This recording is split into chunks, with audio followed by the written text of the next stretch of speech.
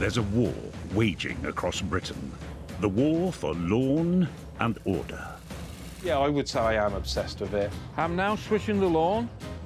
Across the country, an interesting bunch of lawn fanatics are at play.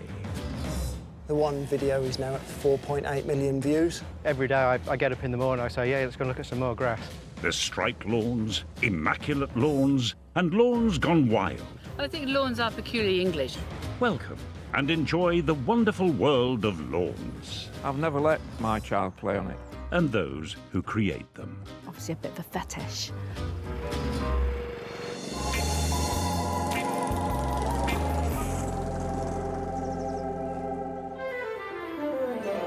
There's nothing quite so British as sitting on a lawn enjoying strawberries and cream. But there's a lot more to grass than meets the eye. This superplant covers almost a quarter of our planet. It absorbs enormous amounts of carbon dioxide and releases huge amounts of oxygen. In fact, a 50 by 50 foot lawn produces enough oxygen for a family of 4. So take grass away and we're probably not here. Impressive stuff. But for our unique individuals who unashamedly rejoice in the love they have for their lawns, it's all about looks.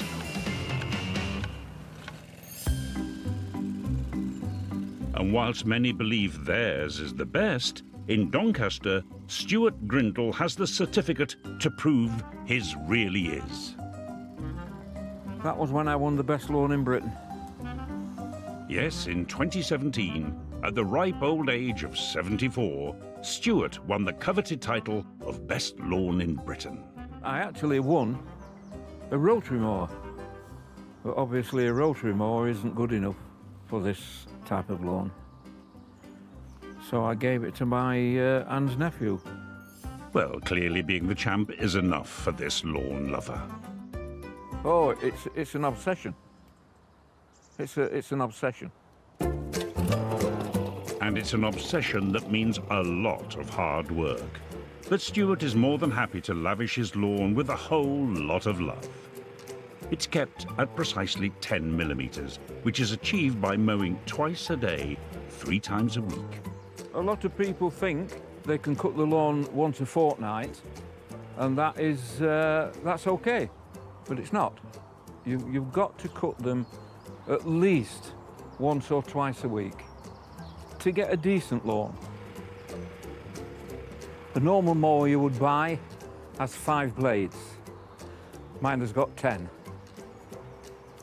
And that gives a better and a finer cut. More blades you have, the finer the cut.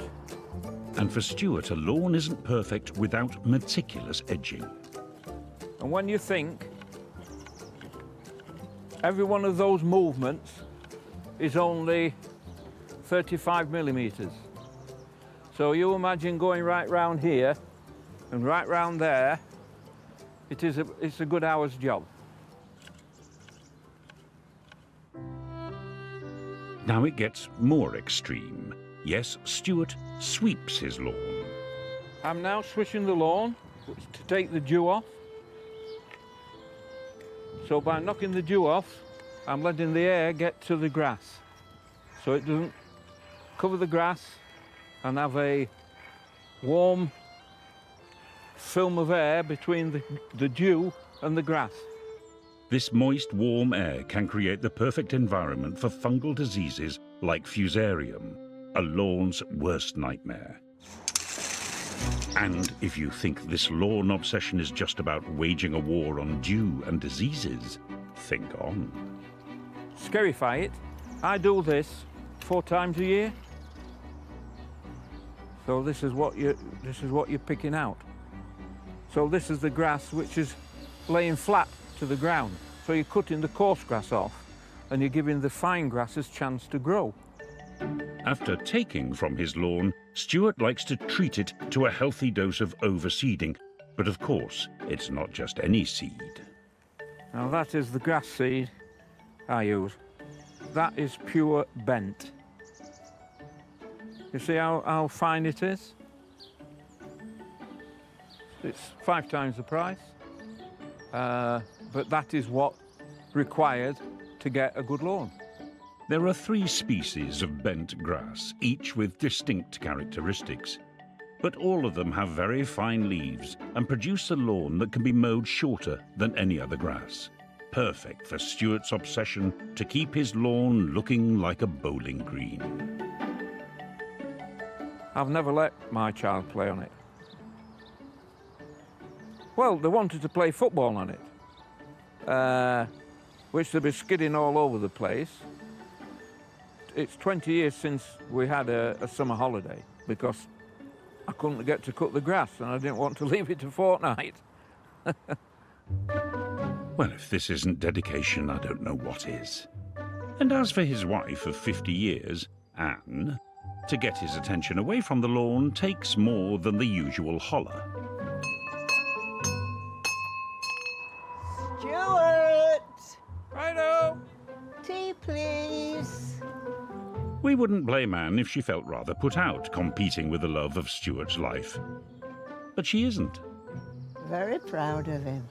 He worked very hard, but he was very happy with it. Oh, yeah. Very happy. Yeah.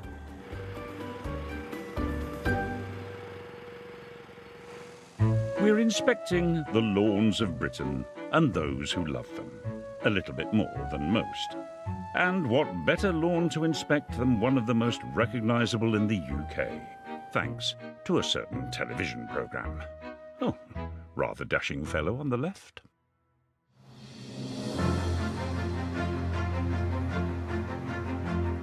Set in the rolling hills of Hampshire is a castle one finds extremely familiar, Highclere Castle.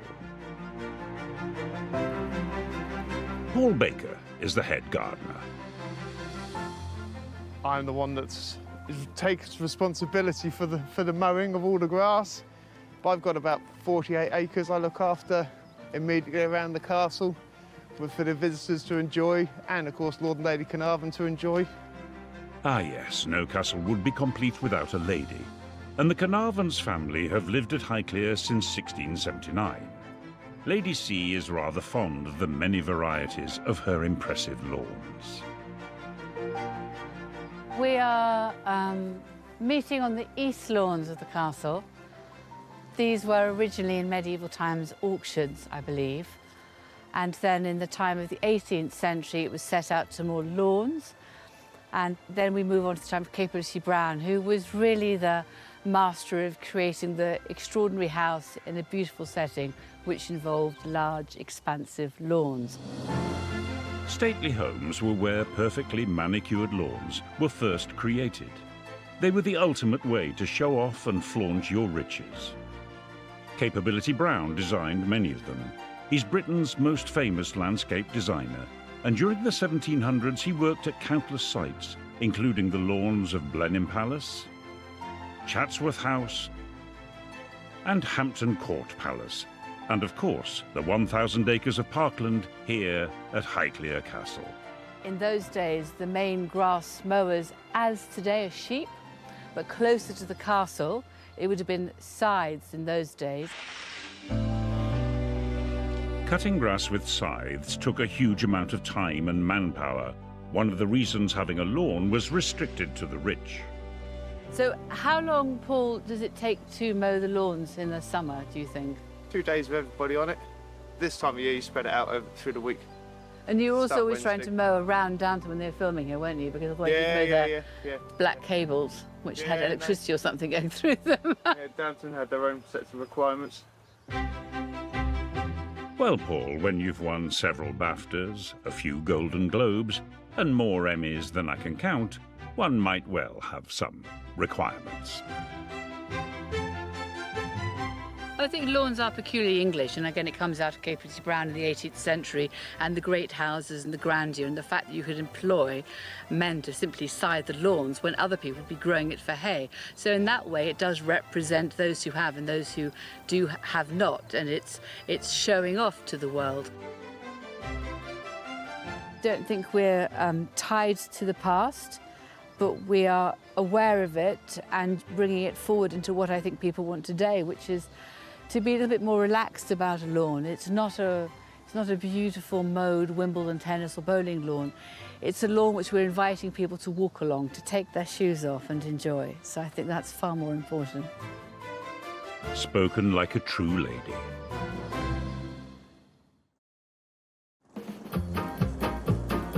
But not everyone agrees. For some, it is all about the perfectly mowed lawn, in particular, the quintessentially British stripes.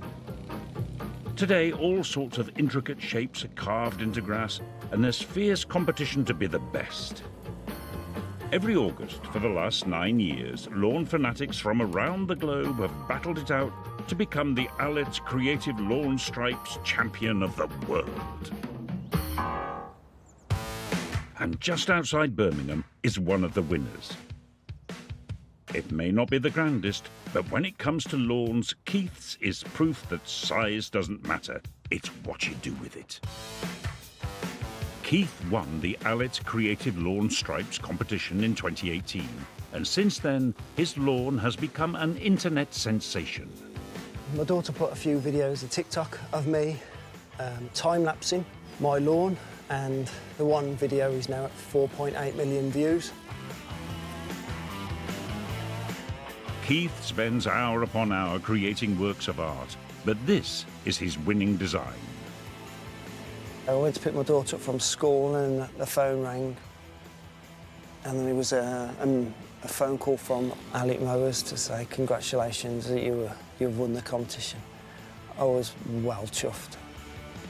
It was in all the national papers really, so it went a bit berserk. Yeah, 2018 was a bit nuts. Striped lawn competition, winner 2018. The elation that it felt was just amazing. You were buzzing for weeks after it because the amount of effort and the time that went into that winning design. I was mowing it before I went to work, when I got home from work, and then in the evening, so it was getting cut 3 times a day. If I didn't win it that year, I think it would have really deflated me for the next year. This was Keith's 3rd attempt to win the title, and the winning design took him a whopping 273 hours of cutting over 3.5 months. He got me the winning mower.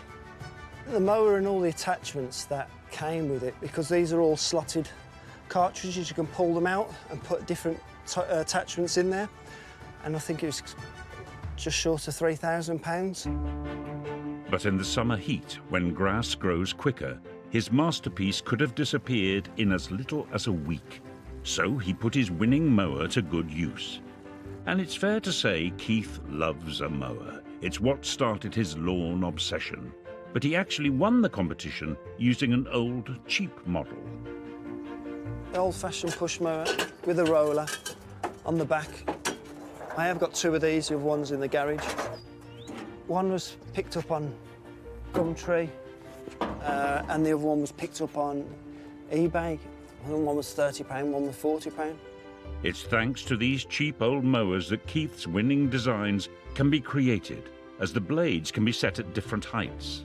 I think the one was at 9mm, and the other one was at, I think it was 5.5mm, so it would give you that step definition, so the pattern just popped out.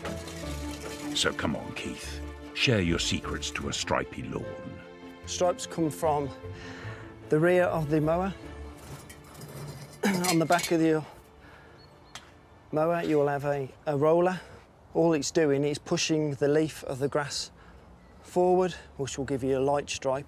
And when you're coming back, it looks like a dark stripe. So all it's doing is just folding the leaf of the grass over. So that's what a cylinder mower does. It's the reflection of the sun on the bent-over grass that creates the iconic stripes. So let's start her up.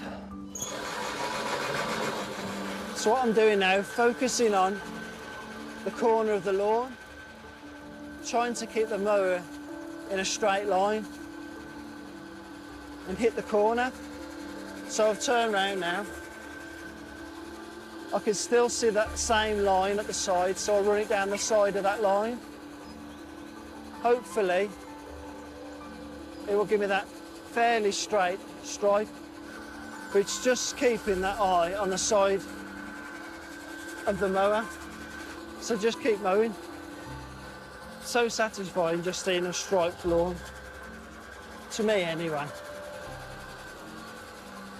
As they say, the great British striped lawns. It's best to cut high, as the longer grass is easily folded and will ensure the best contrast. And to really intensify, go over the stripes again with the roller and the mower off. So there we have it. All done. But what if one doesn't have a mower with a roller? Just a normal, standard broken broom. And then just push down.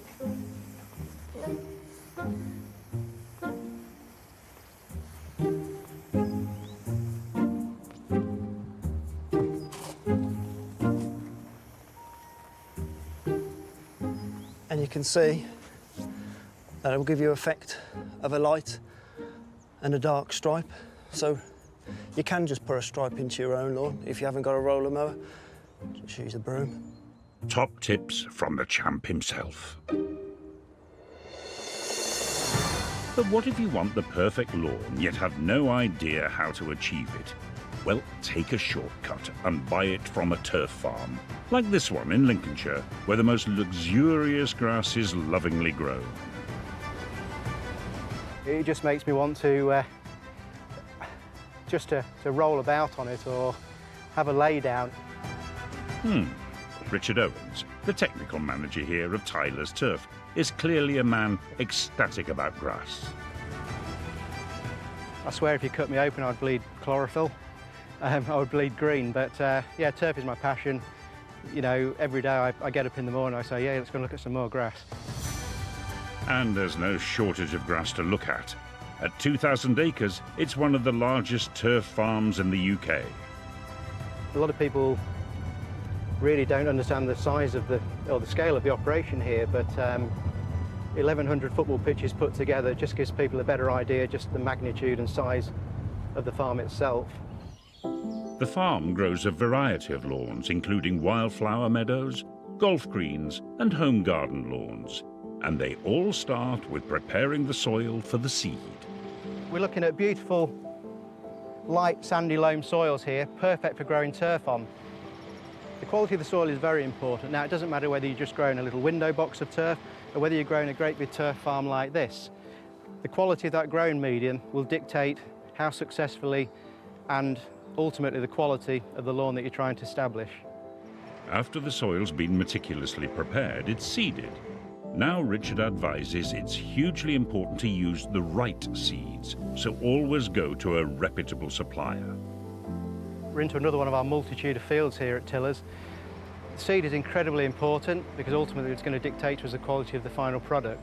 We've got the final seed bed down now, the seed all beautifully in position, beautifully spaced, perfect application rate. We're going to get lots of care, lots of loving, lots of attention over the next summer. Well, lucky seed. And after all the pampering, which includes being watered from more than 1,000 overground sprinklers, the seeds spring to life, creating the perfect blanket of grass which needs to be trimmed to perfection. And on a farm where size really is everything, meet the mightily impressive V-Mow. This is the biggest mower in our fleet at 16 metres wide, 23 cutting units, amazing productivity. We're looking at over 200 football pitches per hour to put it in size perspective. Just an amazing piece of kit. And obviously with the size of the operation here and the size of the farm, that machine is critical to our day-to-day mowing. And if you're wondering why the lawn clippings get left behind, it's because during spring and summer, they provide up to 30% of the lawn's required nutrients. And it's clearly working, as the final result is a lawn that will see your neighbours green with envy. This is really our Rolls-Royce of products for your garden. And this is our Arena Gold. So the next stage for this is for the harvesters to come and harvest it. And yes, you've guessed it. Harvesting calls for another huge machine. This twin-row Auto Stack 2 cuts a whopping 50 rolls per minute, And when it's all done, the turf is loaded onto a lorry to make its way to its new home. There's going to be some very, very happy lawn keepers out there when it arrives. I'll say, Richard.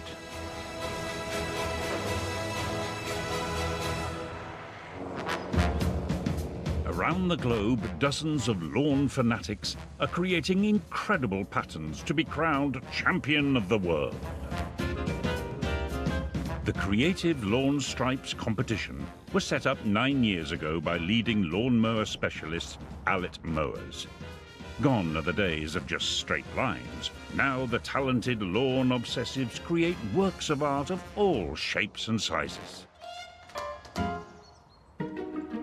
In Exeter, 44-year-old train driver Kevin Morgan has just started his entry for this year's competition. Yeah, I would say I am obsessed with it. I found myself watching football matches on the TV and looking more at the pitch than I did the actual game. I try not to walk on the design once I've done it, because if not, I'll leave footprints. I don't like footprints. I always think I can do better, and I think that's what keeps me going. I'm just trying to find perfection, but I haven't found it yet. With such attentiveness to your lawn, I bet you're a doting husband.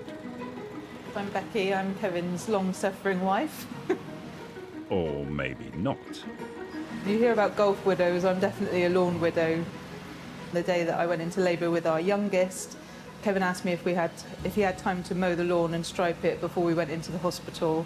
And as a dutiful wife, I agreed and continued to pace around having contractions while he was out striping the lawn before we could go off to hospital to have our youngest. But fear not, the lawn looked immaculate. Oh, and they got to the hospital just in time.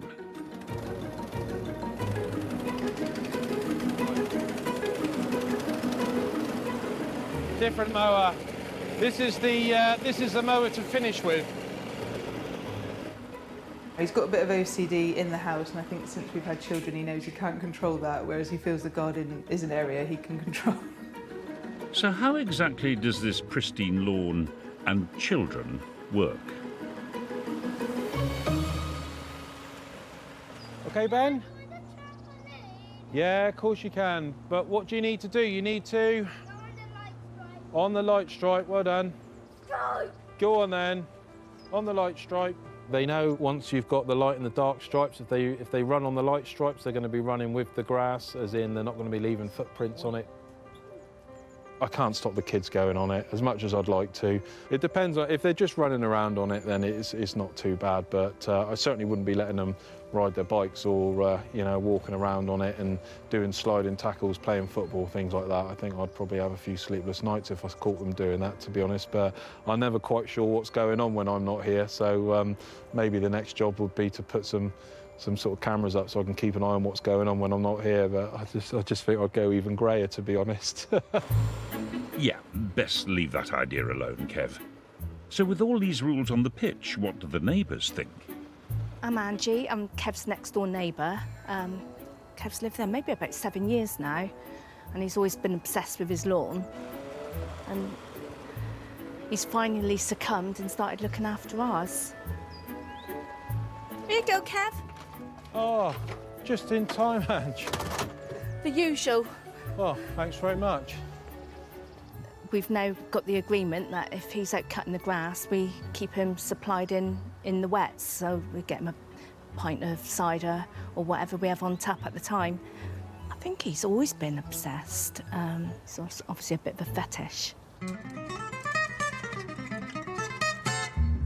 I like to just get some spikes on, the old spike shoes, or just open up the surface a little bit, just to get some much needed air and moisture into the root zone, just to aid the grass. And it's not just a pair of heels Kevin's invested in to achieve the perfect look. This is a sprinkler system that I installed.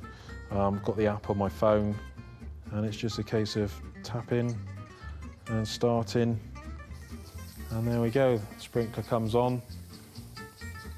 I invested in a weather station a few years ago, so obviously we've got all the different sensors. We've got the wind, we've got how much rain, the temperature gauge is all on there, wind direction, So this is the here and now. So at the moment, outdoors, 21.6 and rising. It's always trying to stay one step ahead of the weather, trying to plan.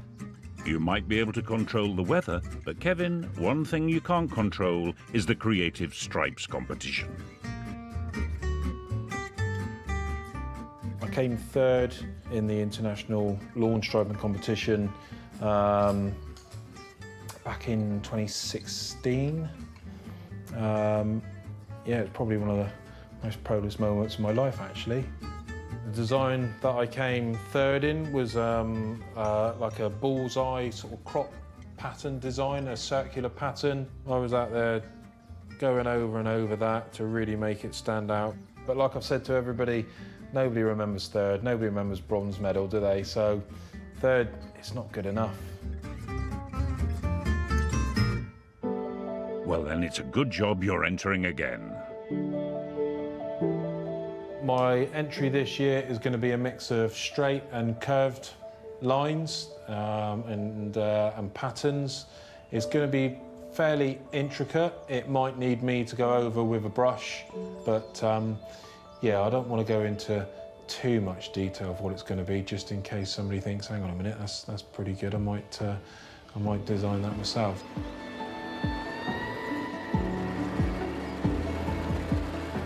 It's the biggest competition, and hopefully one day I'll win it. But yeah, it's what I'll work towards all summer, and yeah, who knows? Maybe this year will be the year. You know, it's what I'm working towards, and I'm not going to be happy until I've won it. To say at your lawn, your stripes are the best in the world, it's got to, you know, you're a world champion at lawn striping. That's massive. For me, that's the Olympics. That's the gold medal champion of the world. The winner will be announced later in the year. Let's hope it'll be King Kev.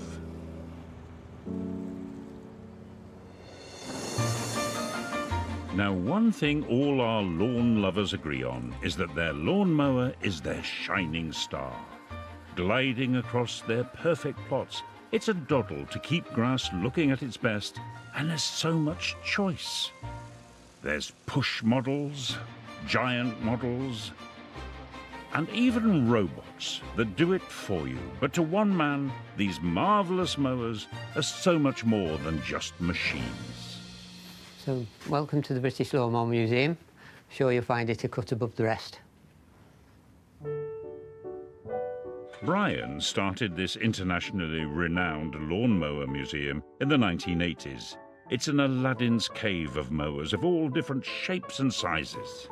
A lot of the machines have got their own history and a character that's not often seen nowadays.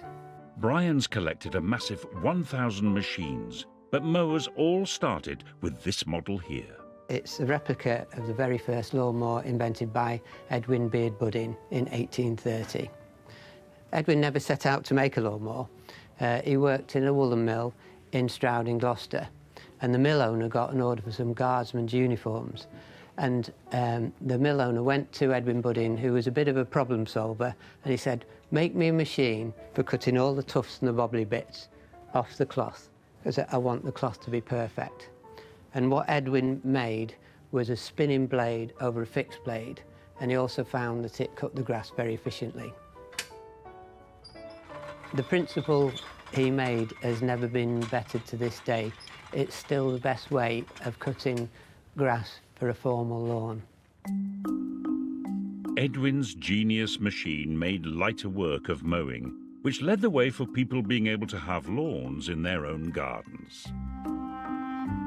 But before these lighter models were invented, animals, most commonly donkeys, powered the machines.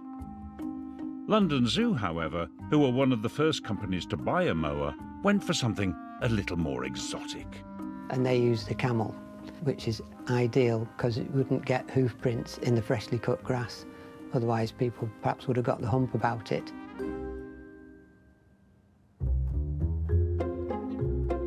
Brian's treasure trove of machines includes the first petrol mower, the first robo-mower, which cost £1 million to develop, and some rather high-profile models. We have some lawnmowers of the rich and famous. This is one of them, and it belonged to Brian May from the rock band Queen. This is another machine from our lawnmowers of the rich and famous, and it belonged to Eric Morecambe, and it's one of Lancashire's 70 special objects.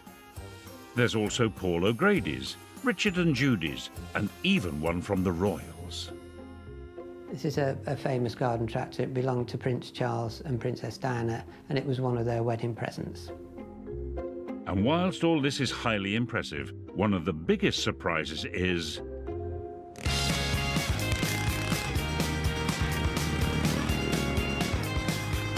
behind Brian's calm exterior, there's a speed demon.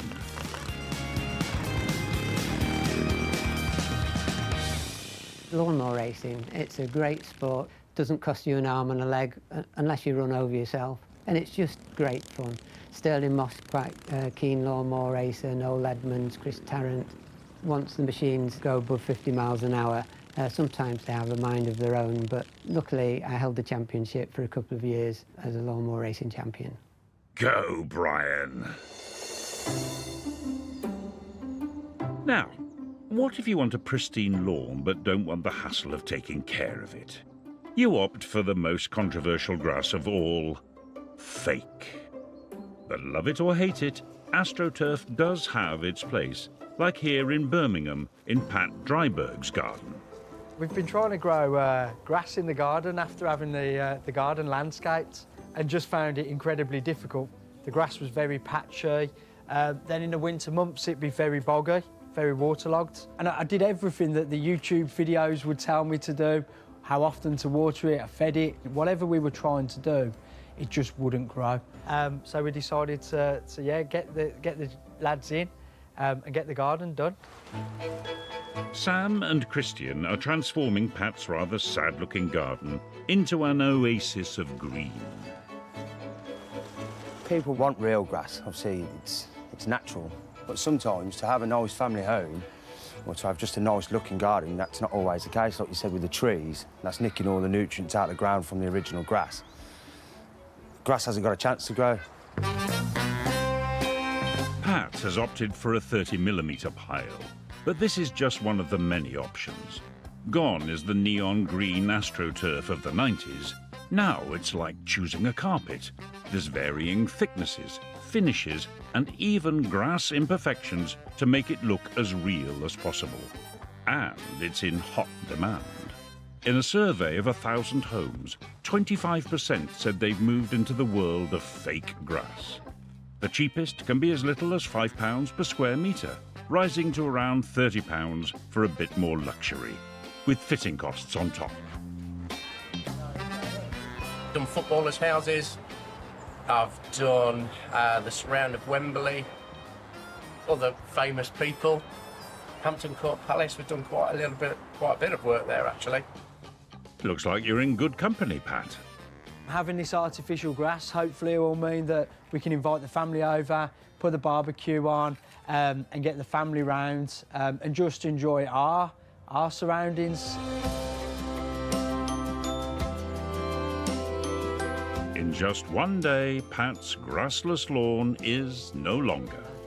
Yes, it might be fake plastic grass, but there's no denying the end result. What do you think?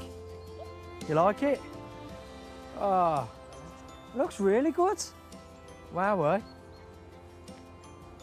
So much better.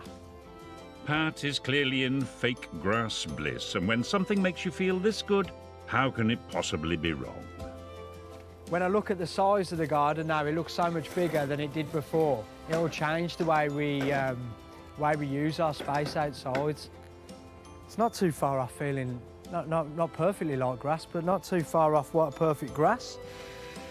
An instant, fuss-free lawn that will last for up to 20 years. No mowing, weeding or watering, just a quick hoover, which means loads of time for fun. Nice. Yeah, better than what we had before. Yeah.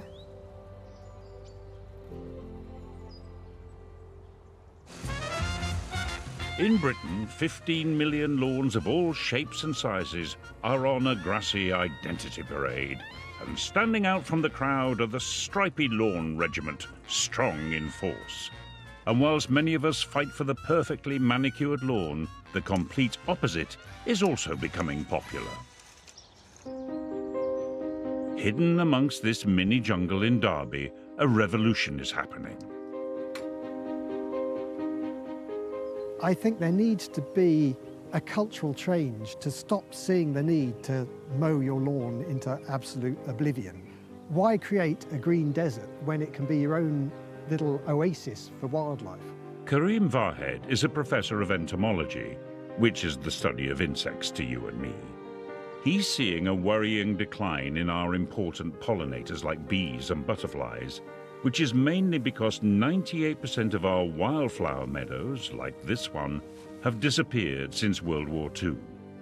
To help, Karim believes we should let a section of our own garden grass grow free, or create our own wildflower lawn. Anyone who has a lawn is in a position to make a difference. Lawns in the UK, gardens in the UK, make up a bigger area than our national nature reserves.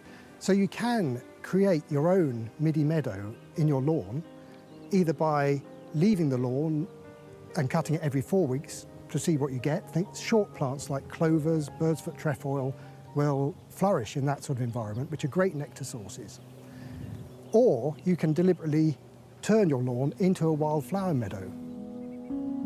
And if you do, you'll be rewarded with a whole heap of grasses and flowers like these, which attract lots of the all-important wildlife.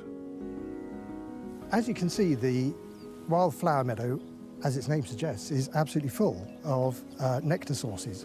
So here, for example, we have knapweed. The bees, bumblebees, absolutely love this. Karim has been looking after this wildflower or hay meadow for around 15 years. Red clover is a plant that you can get in your lawns, but here we see a red clover that's grown to its full luxuriant extent. Another great thing about this traditional hay meadow is the diversity of grasses. Each of these is a different species of grass. You can buy lawn mixes that contain all of these wildflowers to make your own wildflower meadow. Karim's own back garden is a mecca for wildlife, with free-flowing flowers and plants. But he's keen to grow his own small wildflower lawn to help even more. Once he's prepared the area by removing any existing vegetation and given it a rake, he's ready to go. So we used a mix that's got 26 species of native wildflowers that are found in meadows and 10 species of native grasses, which are fairly slow-growing and fairly fine species, so they're not going to outcompete the wildflowers. Next, he mixes the seed thoroughly before starting to sprinkle. Otherwise, the heavier seeds sink to the bottom and you'll end up with great big clumps of flowers and areas of just pure grass, which you obviously don't want. So we want to sow 5 grams per metre squared. So simply, the next step is to spread the seed evenly.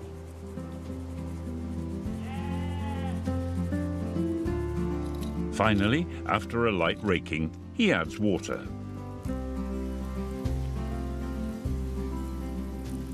The best time of year to sow a mini meadow is either September or before May. Although Karim makes it look easy, if you fancy your own wildflower lawn but aren't green-fingered, you can buy one from turf farms or specialists.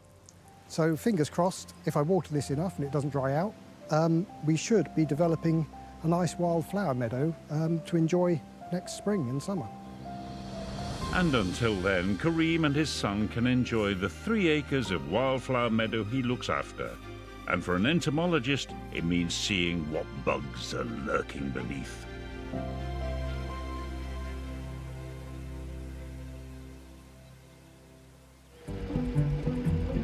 One man whose lawn is the complete opposite and trimmed to exactly 10 millimetres is Stuart Grindle, who we met earlier in Doncaster. Oh, it's an obsession. It's an obsession. Stuart is a man very much in love with his perfect grass, And after winning the coveted title of Britain's Best Lawn in 2017, he's not letting his standards slip. But there's a problem. His body is saying otherwise. Well, I've had 4 hip replacements. I've had 2 shoulder replacements, 5 toes. The joints take now because the toes clawed up.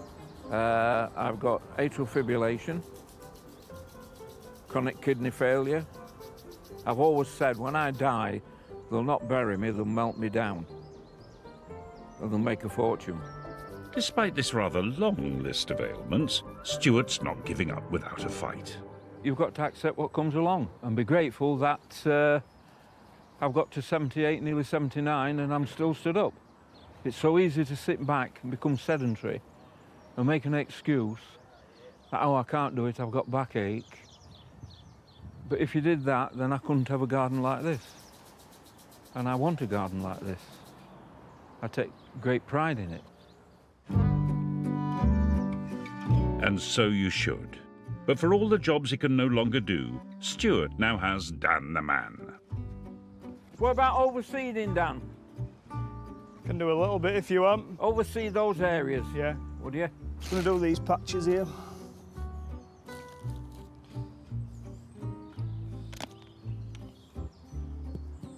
Looks better already, Dan. Dan works as deputy manager at Doncaster Golf Course, but regularly helps Stuart keep his lawn pristine. It takes a lot of maintenance. Round the clock, I'm here 3-4 times a week cutting this. So, quite time consuming, but as you can see, it's worth it. And despite Dan's more than capable credentials, Stuart keeps a very close eye on Dan's work and his beloved lawn. Could do with some top dressing, Dan. When you come again, can you bring us a bag? I'll bring you a bag full, yeah. We'll get some on it. Haven't we got a wonderful garden? Yes. Good. But Stuart doesn't just keep his garden for himself. Every July for the last 15 years, he's held open days and raised thousands of pounds for charity. Just no high heels allowed. I get a great deal of satisfaction. I open the garden and people come and no end get on the hands and knees and say, this is not grass, is it? I say, yeah. Oh, yeah. It wants cutting, so it must be grass.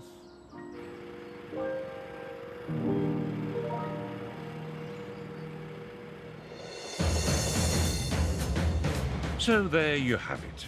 We've seen big, small, trimmed, patterned, and wild, proving that when it comes to lawns, there's no such thing as lawn and total order.